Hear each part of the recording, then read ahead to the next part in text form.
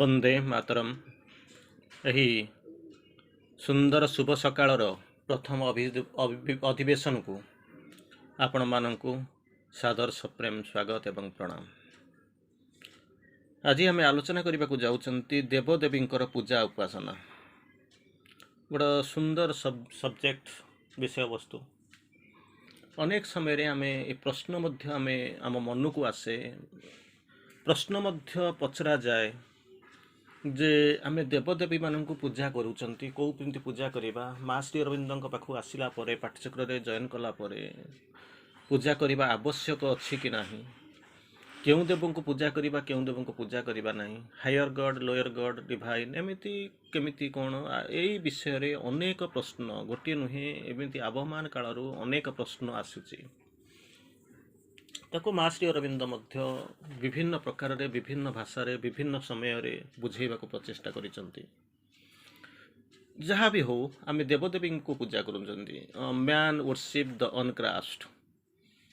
ତେଣୁ two great two no, ସବୁଠୁ ବଡ଼ ବୋଲିକରି ଚିନ୍ତା କରିକି ପୂଜା କରୁଛନ୍ତି। କିନ୍ତୁ ସମଟାଇମ୍ସ ଆମେ କ'ଣ କରୁଛୁ ନା ନିଜେ ବୁଝିପାରୁନୁ, କାରଣ ନିଜର ସୀମିତ ଚିନ୍ତାଧାରା, ସୀମିତ ଶକ୍ତି ନେଇକି ଆମେ ବୁଝିପାରୁନୁ। ବେଳେବେଳେ ମଧ୍ୟ ଆଲୋଚନା କରାଯାଏ, କୁହାଯାଏ for a hungry man god is food is god. ଅନେକ ସମୟ ହେଲାଣି ଉପାସ ରହିଛନ୍ତି, 2-4 ଦିନ ହେଲାଣି ଖାଇନାହାନ୍ତି, ଉପାସ ହେଇକି ବୁଲୁଛନ୍ତି ପାଗଳ ଭଳି। ତେଣୁ ସେହି ସମୟରେ ଦୁଇଟି ଖାଇବାକୁ ଦେଇଦେଲା, he is God for you. ତେଣୁ ଆମେ ଜାଣିନୁ ପ୍ରକୃତରେ ଭଗବାନଙ୍କର ସଂଜ୍ଞା କ'ଣ। ତାପରେ ଭାଇଟାଲ୍ ଗଡ୍ସ ଅଛନ୍ତି, ବିଭିନ୍ନ ପ୍ରକାର ହାୟର ଗଡ୍ସ, ଲୋୟର ଗଡ୍ସ, ଏସବୁ ଜିନିଷ, ସୁପ୍ରାମେଣ୍ଟାଲ ସ୍ତରର ଦେବତା, ବିଭିନ୍ନ ପ୍ରକାର ସ୍ତରର ଦେବତା। ସେମିତି ମଧ୍ୟ ଦେବୀଙ୍କ 10 ଅବତାରର ଅବତରଣ ମଧ୍ୟ ଆପଣମାନେ ଜାଣିଛନ୍ତି। ମତ୍ସ୍ୟ ଅବତାରଠୁ ଆରମ୍ଭ କରି ଦେବୀମାନଙ୍କର ମଧ୍ୟ 10 ଅବତାରର ବର୍ଣ୍ଣନା ମିଳେ। ଆପଣ ବିଭିନ୍ନ ପ୍ରକାର ପୂଜା କରନ୍ତି। ତାକୁ ଛାଡ଼ିଦେଲେ ସେମିତି ଜେସସ୍, ମହମ୍ମଦ, ବୁଦ୍ଧ, ଅନେକ ପୂଜା ପଦ୍ଧତି, ଅନେକ ପ୍ରକାରର ପୂଜା ପଦ୍ଧତିକୁ ଆମେ ଆପଣେଇ ନେଉ। ବର୍ତ୍ତମାନ ମାଙ୍କର ଲେଖା ଏବଂ ଶ୍ରୀ ଅରବିନ୍ଦଙ୍କ ଲେଖାରୁ ଆମେ ପଢ଼ିବା ଦେବଦେବୀଙ୍କର ପୂଜା ଆରାଧନା ଉପାସନା। ମା କହୁଛନ୍ତି, ଅଦୃଶ୍ୟ ଜଗତରେ ଯେଉଁ ସବୁ ସତ୍ତା ଅଛନ୍ତି, ସେମାନଙ୍କ ଭିତରୁ ଅଧିକାଂଶ ପୂଜିତ ବା ଉପାସିତ ହେବାକୁ ଚାହାନ୍ତି ନାହିଁ। ସେମାନଙ୍କର ଏ ପୂଜା ପଦ୍ଧତି ଦ୍ୱାରା କିଛି ଆବଶ୍ୟକତା, ଅଦୃଶ୍ୟ ଜଗତରେ ଦେଖାଯାଉନି, ତାଙ୍କର କିଛି ଆଗ୍ରହ ନାହିଁ। କିନ୍ତୁ ଭାଇଟାଲ୍ ଗଡ୍ସ, ପ୍ରାଣ ଜଗତର ଦେବଦେବୀମାନେ ତାହା ଚାହାନ୍ତି, ପୂଜା କରୁ। ସେମାନେ ଇଏ କରନ୍ତି, କେମିତି ପୂଜା କରୁଛନ୍ତି, ଭଲକରି ପୂଜା କରନ୍ତୁ, ତାଙ୍କର ସେମାନେ ଚାହାନ୍ତି। ଏହି ପ୍ରାଣସ୍ତରୀୟ ଦେବଦେବୀମାନେ ମଣିଷଠାରୁ ପୂଜା ଆରାଧନା ପାଇଲେ ଭାରି ଖୁସି ହୁଅନ୍ତି। କିନ୍ତୁ ହାୟର ଗଡ୍ସ ଦେ ଆର୍ ଇଣ୍ଡିଫରେଣ୍ଟ।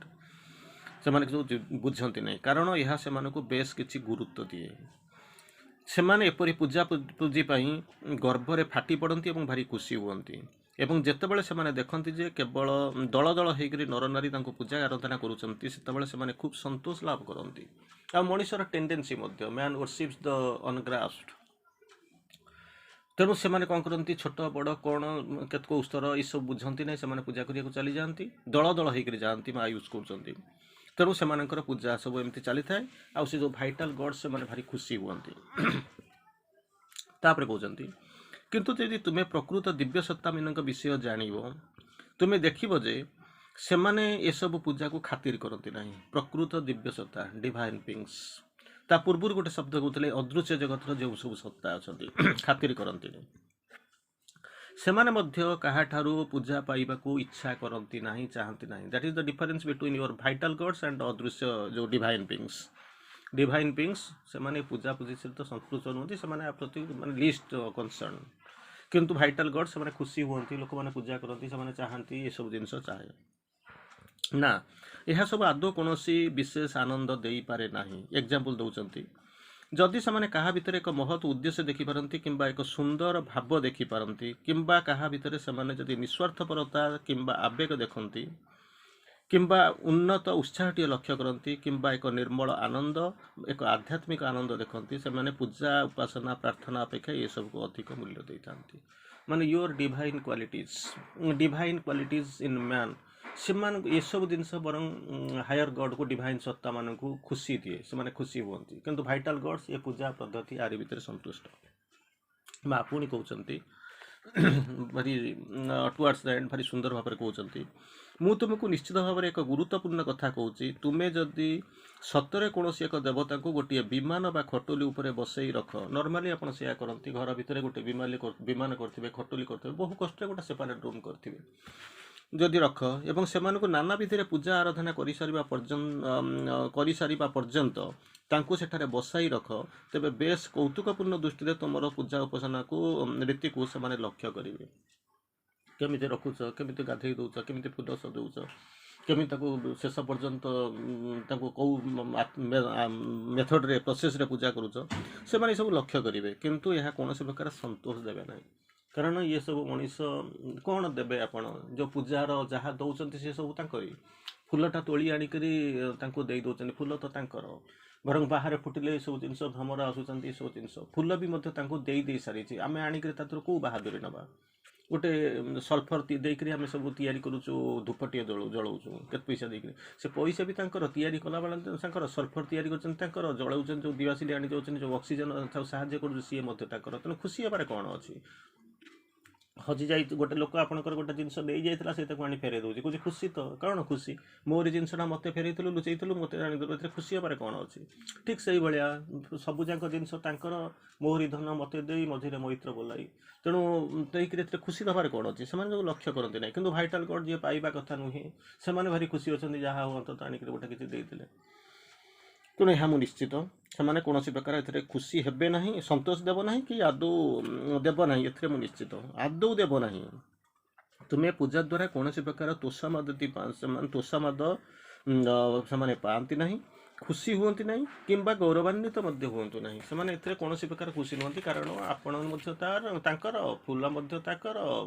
धूप पूजा आराधना पूजार सामग्री तारी मध्य जी पूजा करुँच आप दौरान सी तेणु तंकर जिनस दबार से खुशी हबार कौन जिनस खुशी दिए ना इट इज सियोर तेणु श्री अरविंदर गोटे दुटा लाइन मोर मन पड़ुची आपण मैंने भारी जिनस देखुं कहते कौन the divine has to veil himself in order to meet the human निजक आवृत करके रखिंट प्रकृत में परम ब्रह्म कहीं to meet himself is the human मनीष बुझीपार चिन्ह पार मन द्वारा परिचालित होती तेणु निजक भेल कर रखिंट तापर कहते to the materialist he disguises himself in matter जो मैंने सब जड़वादी से निजक जड़ भितर डुबई रखिंट for the nihilist he waits imbued in the bosom of annihilation nihilist से अपेक्षा कर रही जो एनिहिलेशन भितर तापर कहते we know the divine and become the divine because from that already that is already in our secret nature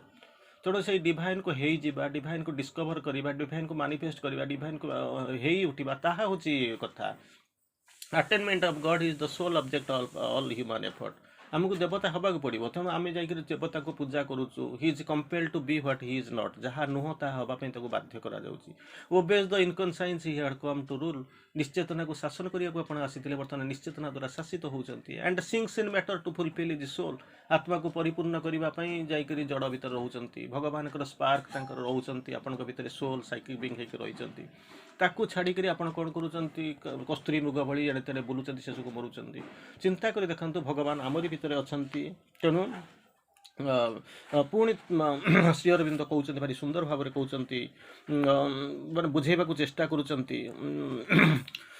माने बुझा कथा living in Krishna even enmity becomes a play of love गोटे कृष्ण हूँ चेतना से कृष्ण चेतना भितर जब रहा even enmity becomes a play of love and wrestling of the brothers तेणु असुविधा से प्रोब्लेमटा समस्या कौटे तैयारी होची श्री अरविंद कहते god leads man while he is misleading himself हेल्ले मनीष प्रकृत में निजक लीड करें मिसलीड करने आरंभ करुँच से भगवान ओह्लई आसती लीड करने परिचालित करने सबुठ आयरनी हूँ कौन it is a miracle that men love God मनीष भगवान देवता मान को भल पाती yet fail to love humanity किंतु मनीष को मनीष समाज को भल पाई पाती नहीं तेणु श्री अरविंद क्वेश्चन पचारे with whom they are in love them क्या सहित से कौ क्या प्रेम पड़ुंट କାରଣ ଗଡ୍ ଇଜ୍ ଇନଫାନାଇଟ୍ ପସିବିଲିଟି ଅସୀମ, କିନ୍ତୁ ଆମେ ତାଙ୍କୁ ଗୋଟିଏ ସେ ଯେଉଁ ଖଟୁଲି ଚୁଡ଼ିଆ ଆରି ଭିତରେ ଆମେ ତାଙ୍କୁ କହୁଛନ୍ତି ବାନ୍ଧି ଦେଇଛନ୍ତି ଏବଂ ତାହାରି ଭିତରେ ରଖୁଛନ୍ତି। ତେଣୁ ଗଡ୍ କହୁଛନ୍ତି, ମା କହୁଛନ୍ତି, ଶ୍ରୀ ଅରବିନ୍ଦ ଲେଖୁଛନ୍ତି, god has all time before him and does not need to be always in a hurry. ତରବର ହେଇକରି କିଛି କରିବାକୁ ଚାହୁଁନାହାନ୍ତି, ସୁଯୋଗ ଦିଅନ୍ତି ଭଗବାନ, ମଣିଷ ଚିନ୍ତା କରନ୍ତୁ, ମଣିଷ ବଦଳି ଯାଆନ୍ତୁ। ଏନିୱେ ଆମେ ଆଉ ଥରେ ଯିବା, ଆଉ ଗୋଟେ ପାର୍ଟକୁ ଯିବା, ଦେବଦେବୀଙ୍କର ପୂଜା ଉପାସନା ଉପରେ, ଯାହା ଟପିକ୍ ଉପରେ ଆମେ ଆଲୋଚନା କରୁଛନ୍ତି। ଧାର୍ମିକ ଉତ୍ସବ ସବୁ, ଉଦାହରଣ ସ୍ୱରୂପ କାଳୀଙ୍କ ନାମରେ ଅନେକ ସତ୍ତା ଅଛନ୍ତି। ସେମାନଙ୍କର ଭୟଙ୍କର ଆକୃତି କରି କଢ଼ାଯାଇଥାଏ। କାଳୀ ହେଇଥିବେ, ମୁଣ୍ଡ ମାଳିନୀ, ମାନେ କୃପାଣ ପାଣି ଦେବୀ, ଏସବୁ ଯେଉଁ ହାତରେ ଖଣ୍ଡା ଧରିଥିବେ, ମୁଣ୍ଡର ମାନେ ହାର ପିନ୍ଧିଥିବେ, ଏସବୁ ଯେଉଁ ଜିନିଷ, ନରମୁଣ୍ଡ ମାଳିନୀ, ଏସବୁ ଯେଉଁ ଗଢ଼ା ହେଇଥାଏ।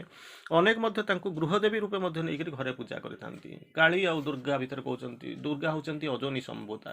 ଯେତେବେଳେ ସେମାନଙ୍କ ଭିତରେ ସଂହାରର ସୃଷ୍ଟି ହୁଏ, ଯେତେବେଳେ ଅଗ୍ନିସ୍ୱରୂପ ସଂଯୋଗ, ଯେତେବେଳେ ସଂହାର ଅଛନ୍ତି, ସେତେବେଳେ କ'ଣ କରନ୍ତି, ସେ ମହାକାଳୀ ରୂପ ଧାରଣ କରନ୍ତି। I am Kali, black and naked in the world, I wear the face of Kali when I kill. ସେତିକିବେଳେ କହୁଛନ୍ତି ଦୁର୍ଗା ସେଇ ଏକା ସତ୍ତା, I am Durga goddess proud and strong and Lakshmi queen of the fair and fortunate. ଚିନ୍ତା କରିବା ଦରକାର, ସେ କେଉଁ ରୂପରେ ଆମେ ପୂଜା କରୁଛନ୍ତି, ତାଙ୍କର କେଉଁ ରୂପକୁ ଦେଖୁଛନ୍ତି। ଗୃହଦେବୀ ରୂପେ ରଖି ମଧ୍ୟ ଆମେ ପୂଜା କରନ୍ତି। ଏଗୁଡ଼ିକ ଭୟଙ୍କର ପ୍ରାଣଶକ୍ତିରେ ପୂର୍ଣ୍ଣ ହୋଇଥାନ୍ତି, କାରଣ ଆମେ ବୁଝିପାରୁନୁ ତାଙ୍କୁ ସବୁ ରଖିକି ଆମେ କ'ଣ ପ୍ରକୃତରେ କେଉଁ ରୂପରେ କେମିତି ପୂଜା କରୁଛୁ। ଏହି ସତ୍ତାମାନଙ୍କୁ ମୁଁ ଜାଣେ, ଭଲ ଭାବରେ ଜାଣେ, କିନ୍ତୁ ସେମାନେ ହେଲେ ପ୍ରାଣସତ୍ତା, ଭାଇଟାଲ ବିଙ୍ଗସ୍, ହାୟର ବିଙ୍ଗସ୍ ନୁହଁ, ଡିଭାଇନ୍ ବିଙ୍ଗସ୍ ନୁହଁ, ଏମାନେ ହେଉଛନ୍ତି ପ୍ରାଣସତ୍ତା। ସେମାନଙ୍କର ଆକୃତି ମଧ୍ୟ ପ୍ରାଣସ୍ତରୀୟ। ସେମାନଙ୍କର ଚିନ୍ତା, ମଣିଷର ଚିନ୍ତା ଭିତରୁ ସେହି ଆକୃତି ଗୁଡ଼ିକ ଆସିଛନ୍ତି। ଏମିତି ହେଇଥିବେ, ଏମିତି ଗୋଟେ ପରିକଳ୍ପନା, ଇମେଜ୍, ଗୋଟେ ଇମାଜିନେସନ୍, ସେଇ ଇମେଜ୍ ଦେଇକି ସେମାନେ ଗଢ଼ିଥାନ୍ତି। ଏସବୁ ଆକୃତି, କି ସବୁ ଆକୃତି ଭାବ ଦେଖି ମଣିଷ ପୁଣି ସେହି ସବୁ ଭୟଙ୍କର ପୈଶାଚିକ ସତ୍ୟମାନଙ୍କୁ ପୂଜା ବି ମଧ୍ୟ କରୁଛନ୍ତି, ମନ୍ଦିର ଯାଉଛନ୍ତି, ପୂଜା କରୁଛନ୍ତି, ଏସବୁ ଜିନିଷ ଅଛି।